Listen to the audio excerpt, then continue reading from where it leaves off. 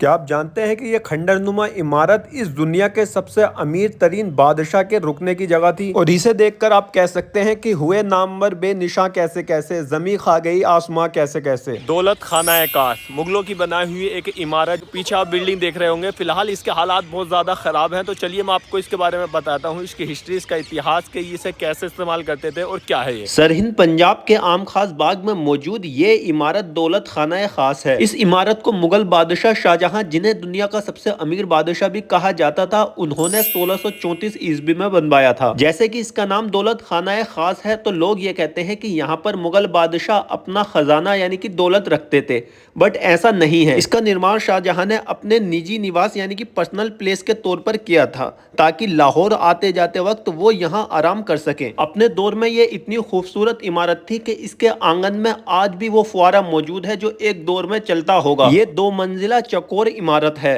इसका एक बड़ा सेंट्रल रूम है जो 2 मंजिल ऊंचा है।